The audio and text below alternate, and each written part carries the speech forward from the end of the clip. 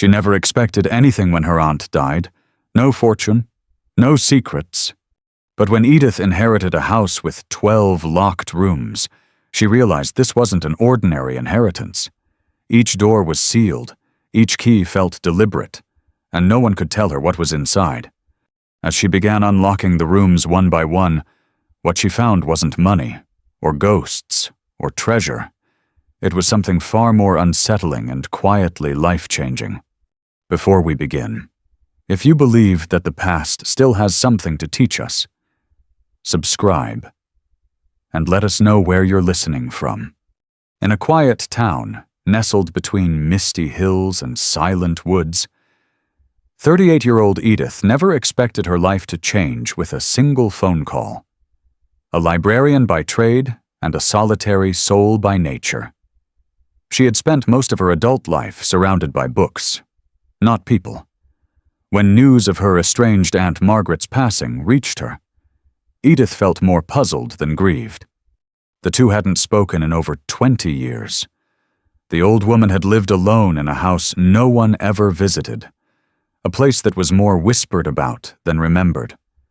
So when Edith was named the sole heir of Margaret's estate, she accepted more out of duty than desire. The house stood on the edge of Windermere, a town that hadn't changed much since the 1950s. Locals described it as quietly strange, though few could explain why. When Edith arrived, suitcase in one hand and keys in the other, the house greeted her with the stillness of a place untouched. Its shutters were closed. The garden had grown wild. And along the second-floor hallway, 12 identical doors lined the wall, each one locked. That was her beginning. No expectations, just the hum of silence and something else she couldn't name yet. Edith didn't touch the 12 doors for the first 3 days. There was too much to settle utilities to manage, dust to clear, documents to sort. The house, though silent, seemed to hum faintly, like a room remembering voices. She slept in the downstairs guest room, not quite ready to climb the creaking stairs at night. By the 4th morning, something had shifted. Maybe it was the way the light pooled near the stairwell, or the way the breeze carried the scent of something faintly floral jasmine. Perhaps, though none grew nearby. Or maybe it was simply the weight of the keys in her pocket. She hadn't even tried them yet. There were 12, all old and labeled only by faint etchings, 1A, 1B, 2A, down to 3B. She stood before the first door, labeled 1A, fingers hovering. The door creaked open with resistance, as though it hadn't been moved in decades. Inside was not what she expected. It was a room, yes, but not a bedroom or study. The walls were covered in pale blue wallpaper, peeling at the edges. At the center stood a round table with a teacup, half full. Dust had gathered around it, but not inside. A chair was pulled back slightly, as if someone had just stood up and never returned. There were no windows in the room, only silence. She stepped back out and closed the door. That night, she didn't sleep well. Her dreams were strange, filled with muffled conversations and the sound of ticking clocks. In one dream, she saw her Aunt Margaret sitting at that same table, staring at her with unreadable eyes. The next day, she opened 1B. This room was nearly identical in size and shape, but this one contained a typewriter on a desk. The keys were covered with small slips of paper, like someone had marked specific letters. One page sat in the machine. No one hears what isn't spoken aloud, but some things don't need to be spoken. Edith reread the line several times. She didn't know if it was part of a story or a message, or both. By the end of the week, she had opened 4 more rooms. Each was stranger than the last. 2A held a narrow bed with straps tucked beneath the mattress. Along the walls were framed photographs, all of the same woman in different poses. None of them Edith's aunt. The woman looked directly into the camera in each image. Her eyes, sharp and deliberate, seemed to follow Edith no matter where she stood. 2B was filled with clocks, dozens of them. None ticking. Each was frozen at a different time. At the center of the room, a single grandfather clock. Still wound. Still ticking. It read 3:17. When Edith stepped out of the room, her wristwatch had stopped. Later, she tried to explain these things to herself. Maybe her aunt was eccentric. Maybe the rooms were some kind of art installation. Maybe none of it meant anything. But that explanation became harder to believe when she opened 3A. This room had a mirror. Only a mirror. Floor to ceiling. Wall to wall, an entire wall of reflective surface. As Edith stepped inside, the door clicked shut behind her. The air grew colder, though the house's heating system was on. She stared at her reflection, expecting to see herself. What she saw instead was slower. Her reflection moved. Yes, but with a delay. It blinked after she did. Tilted its head a few seconds too late.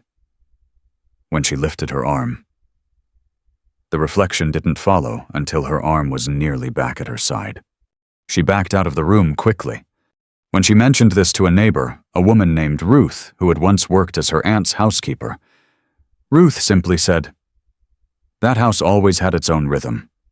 Your aunt used to say it kept secrets better than people do."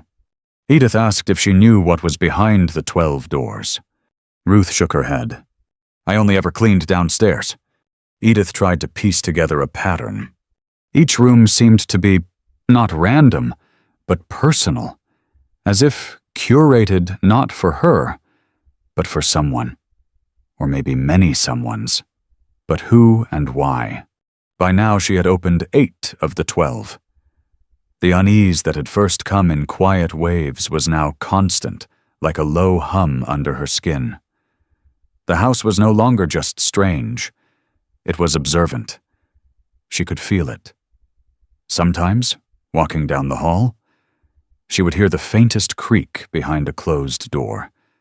Other times, it was the sensation that something had been moved just slightly. One night, unable to sleep, Edith sat in the living room and read through her aunt's old journals. Most were mundane shopping lists, weather notes, comments about the garden. But in one entry dated March 12, 1992, there was a line that stopped her cold. Room 3B should never be opened, not until someone understands why it exists. Edith stared at the entry. She hadn't opened 3B yet. She hadn't even touched its key. She rose quietly and walked to the base of the stairs. Her hand hovered over the banister. In the darkness above, the hallway seemed endless. The key labeled 3B sat alone on the hallway table. She hadn't noticed it before. She was certain it hadn't been there yesterday. She picked it up. It was heavier than the others. She didn't open the door that night. She went back downstairs, turned off every light, and sat in silence. But she knew, the moment she opened that last door, things wouldn't go back to the way they were. Edith waited 2 more days before returning to the second floor. She tried to keep busy cleaning out kitchen drawers, reorganizing the pantry, brushing leaves off the porch, but her mind kept circling back to the journal entry. Room 3B should never be opened, not until someone understands why it exists. Why did it exist? And more importantly, what had her aunt seen that made her write that? On the 3rd morning, the hallway felt different. The light from the stained glass window above the stairwell fell directly across the door labeled 3B, casting muted colors on the floor like a quiet signal. The other doors remained closed, still, as though waiting for her decision. She unlocked the door slowly. The key turned with a mechanical resistance, heavier than any of the others. She hesitated for a moment before pushing it open. What she saw made her stop breathing. The room was empty. Completely empty. No furniture, no wallpaper, no dust. The walls were a deep gray blue, the floor made of pale wood boards that looked new. There were no windows, no lamps, yet the room was somehow softly lit, as if from within. But that wasn't the strangest part. It was the smell, a faint trace of something old perfume, cedar, smoke.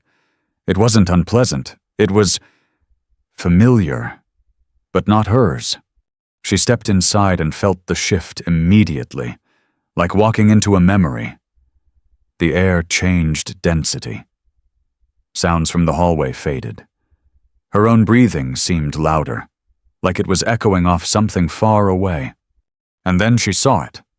On the far wall, a small indentation. No bigger than a doorknob, just a circular hollow in the wall. As she stepped closer, she noticed a tiny brass plaque underneath. It read, "Memory registered, March 12th, 1992.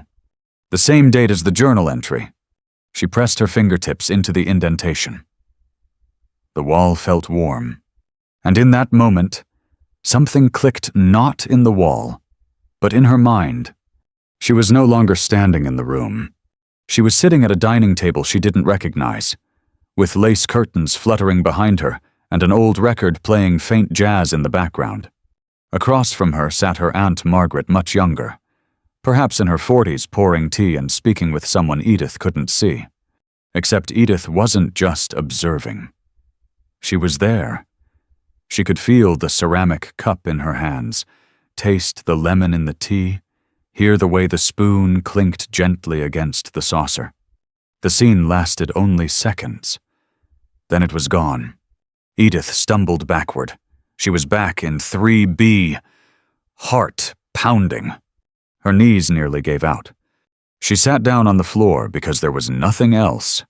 Whatever that room was, it wasn't just a room. It was a container. Not of objects, but of experiences, of memories. Hers, no. Her aunt's, likely. Someone else's, possibly. She didn't return to the room that evening. She needed air. She walked to the edge of the garden and sat beneath the willow tree that had long since overgrown its original shape.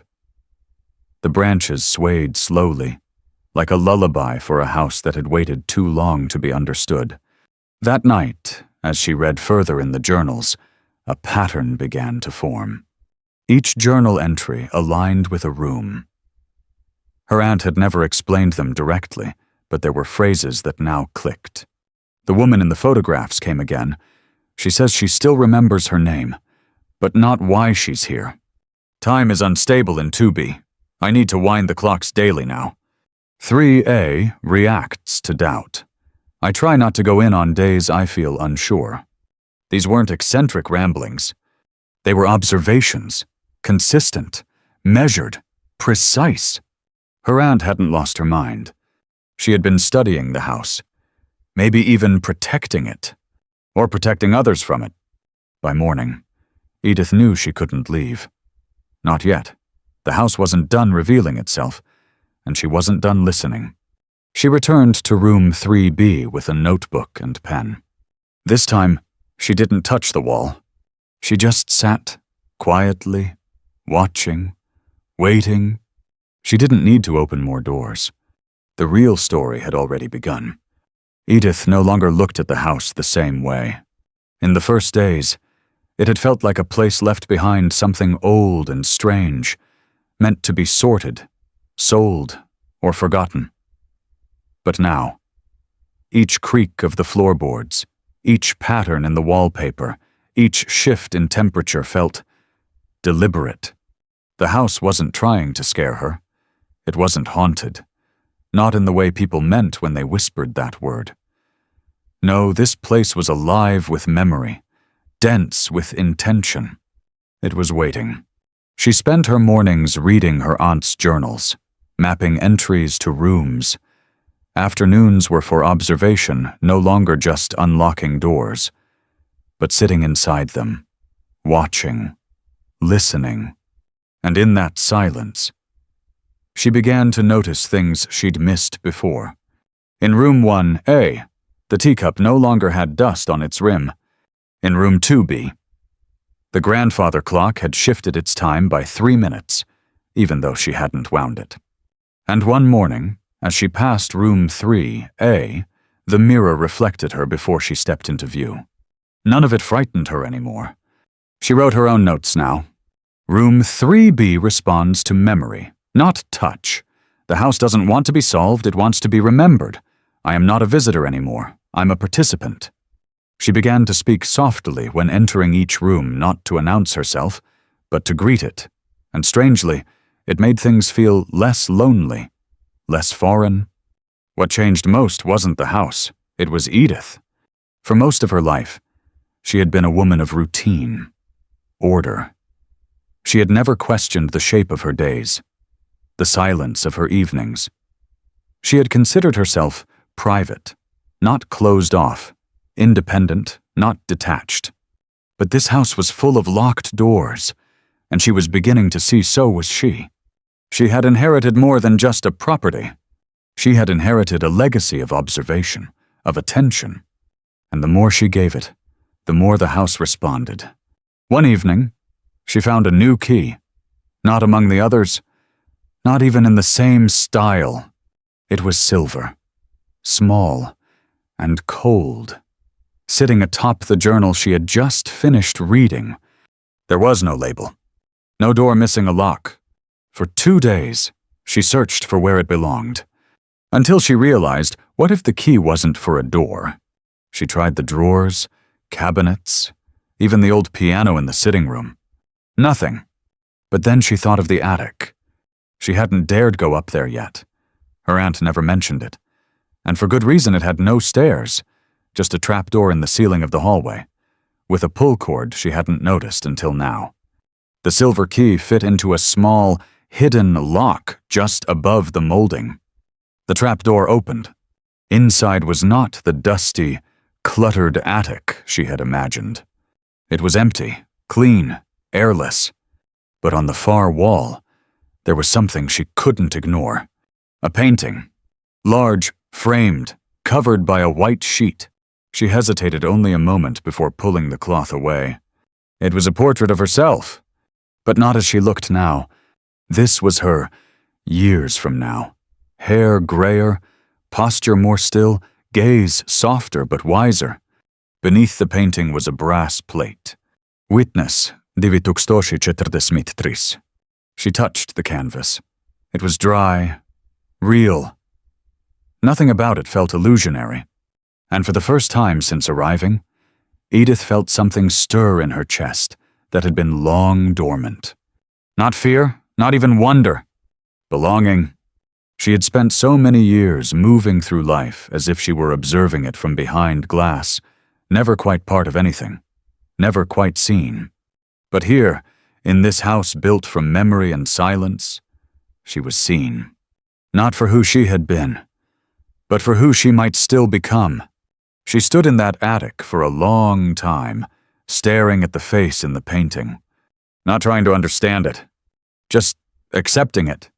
When she finally descended the ladder, she closed the trapdoor gently behind her, and for the first time, she whispered aloud into the empty hallway, "I'm still listening." The next morning, the air in the house felt lighter. It wasn't something Edith could measure, but something she noticed. The usual creaks in the hallway sounded different. The shadows along the walls seemed softer, less watchful. For the first time, the silence felt not empty, but companionable. She returned to the attic twice that week. The painting hadn't changed, but sometimes, in the stillness, she swore she could hear a faint sound, not music exactly, but something like humming, far beneath the floorboards, like the house was breathing. She spent her days journaling, not just about the rooms, but about herself. Fragments of memory she hadn't touched in years. Her mother's old coat, the smell of rain on concrete, a letter she never sent. The house didn't give her answers, but it gave her space. And that, she realized, was the point. She had come here thinking she was meant to unlock something. Now she wondered if she had been the one locked away. On the 8th evening, while walking through the hallway at dusk, Edith noticed something that made her stop cold. There was a door. Not one of the 12. This door had no number, no keyhole, no molding. It was flush with the wall, painted the same soft cream, but unmistakably a door. It had not been there before. She was sure of it. There was no handle, no way to open it. She stood before it for several minutes. No sound came from the other side. No draft, no hum, no sensation. Just a feeling. Not curiosity. Permission. She returned to her journal, flipping through her aunt's older entries. The last few were shorter, less structured, more like thoughts than observations. One line stood out. When the house trusts you, it will show you what it's been hiding. And another. The 13th door is not meant to be opened. It is meant to be understood. The 13th? Edith hadn't counted the attic. But now that she thought about it, perhaps that had never been part of the 12. Perhaps it had always been something outside the system. She sat beside the door that night. A blanket, a cup of tea, her notebook, and she waited. She stayed there for hours. Nothing happened. And yet everything did. Because for the first time in years, maybe in her whole life, she was no longer waiting for something to happen to her. She was part of something already happening. The next morning, the door was gone. There was only wall, and on that wall, written faintly in pencil, barely visible in the soft morning light. "Thank you for seeing me." Edith didn't cry. She simply touched the wall, lightly, and whispered, "I did." From that day on, things began to shift, not dramatically, but steadily. She no longer felt the need to document every room. She stopped checking if the clocks had moved, or if the mirror lagged. Those things were still there, still alive in their strange quietness. But she no longer approached them as puzzles. They were stories, and not all stories needed to be solved. Some only needed to be heard. 1 week later, she received a letter. Not from anyone she knew. It came in a cream-colored envelope, hand-addressed, with no return stamp. Inside was a short note. "We hear there's someone in Windmere who listens. We'd like to invite you to a gathering of others who remember. If you're ready, follow the coordinates on the back." There were no names, no instructions, just latitude and longitude somewhere deep in the mountains, several hours north. Edith folded the letter carefully and placed it inside the final journal her aunt had written. She didn't decide right away. She had time. But the idea of others, people like her, people who had inherited places and silences and memories, lingered in her mind like a warm echo. It wasn't just the house that had changed her. It was the act of listening. And now, it seemed, the world was asking her to listen further. Not because she had the answers, but because she was finally learning how to ask the right questions. Edith didn't rush to follow the coordinates. Instead, she returned to her rhythm early mornings with tea, long afternoons reading under the willow tree, and evenings spent in the quiet company of the house. There was comfort in the routine, not the kind that numbs, but the kind that heals. But the letter had changed something. Not in the house, in her. For the first time in years, Edith began to think about her life beyond these walls, about people she had pushed away, about moments she had filed away under too painful and never revisited. One night, she found herself back in room 3B, the memory room. She didn't mean to enter. Her feet had simply taken her there. The plaque still read, "Memory registered March 12th, 1992. But beside it, there was now something new, a second indentation, slightly smaller, unmarked. She didn't touch it. Not yet. Instead, she went to her journal and flipped to the page she had skipped every time. A date. November 4th, 2003. A name, Daniel, A single line. Some doors close before you're ready to walk through them. She stared at it for a long time. Then, slowly, she walked back to 3B. This time, she pressed her palm against the new indentation. The shift was immediate. She wasn't in the house anymore. She was standing in the pouring rain outside a hospital. She remembered this moment too well. Inside, her younger brother Daniel lay unconscious after an accident. She had driven all night, and when she arrived, she didn't go in. She sat in the car for 2 hours and left. He had recovered, but they never spoke again.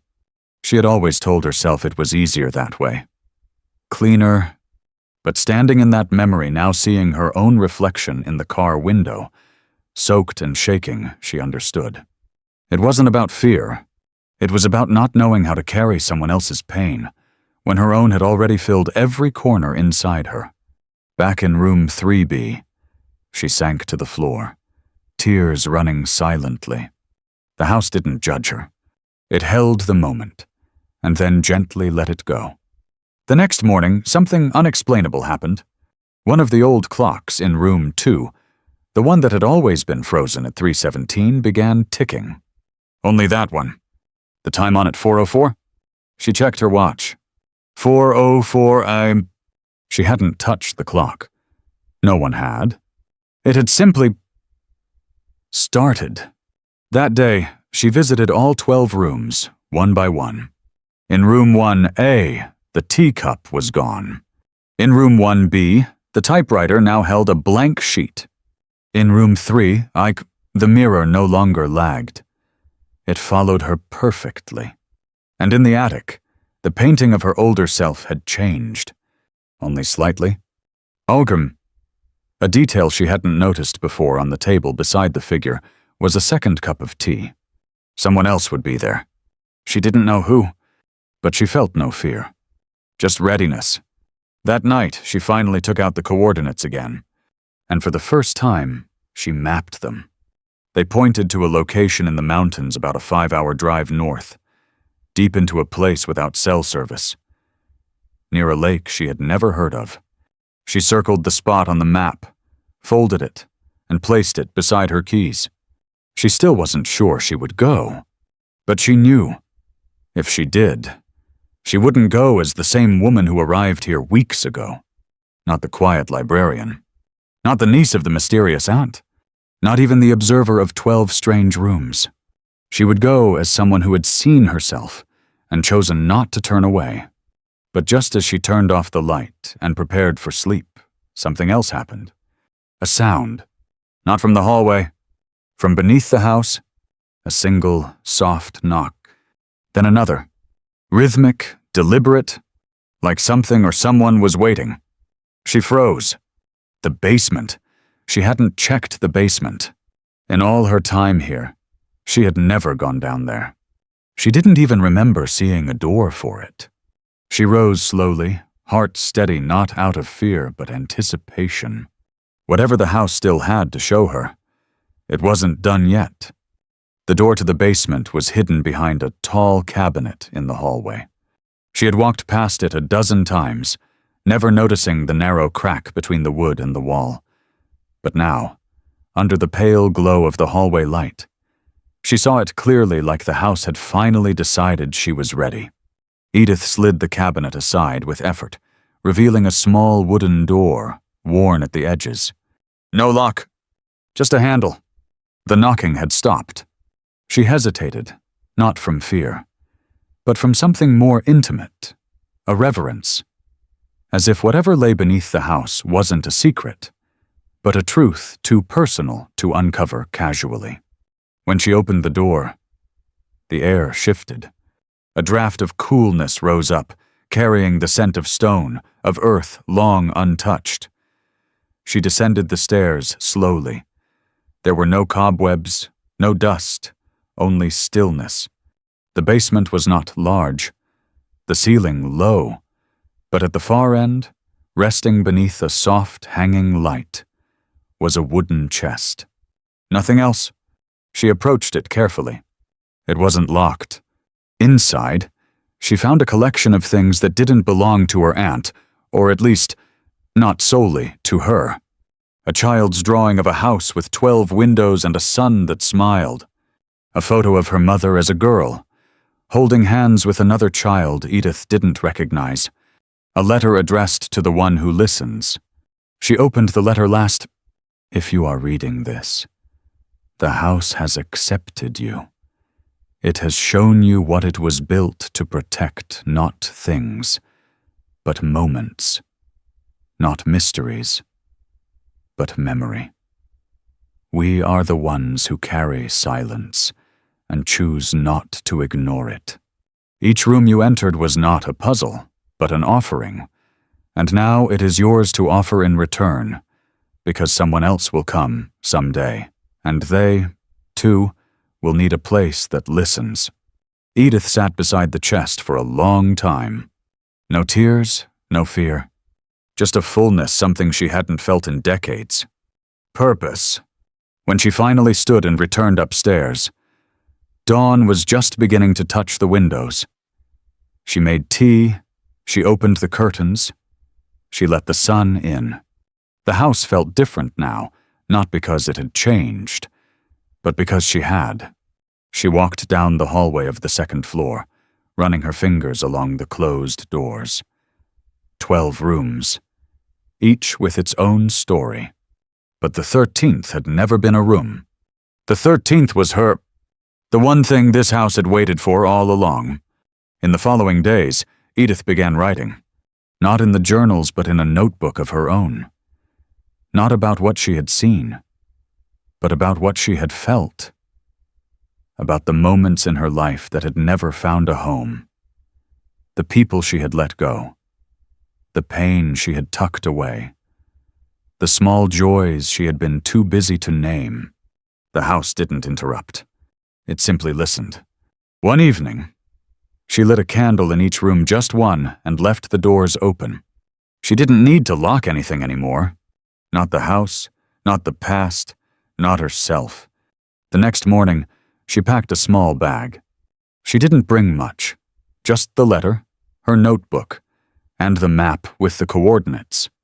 She left the front door unlocked. She didn't say goodbye to the house, because the house wasn't a place anymore. It was a part of her. As she drove away, the trees lining the road whispered like old friends. The sky stretched wide with the pale gold of early morning. She didn't know who she would meet at the coordinates, or what she would find. But for the first time in her life, she wasn't afraid of being known. She was no longer just someone who survived quiet. She was someone who could offer it. To others, to the world, to herself.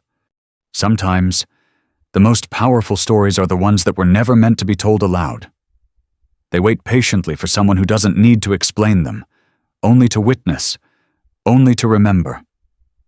Some houses aren't meant to be sold. Some silences aren't meant to be broken.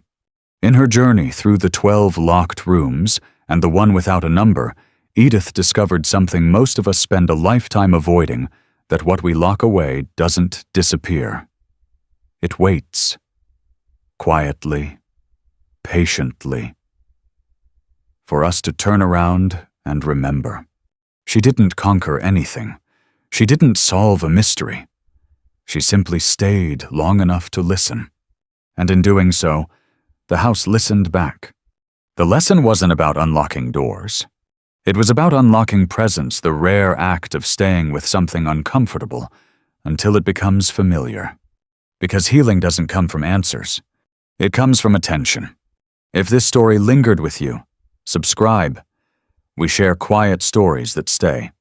And if someone you love holds locked rooms of their own, send this to them. Sometimes, just being seen is enough.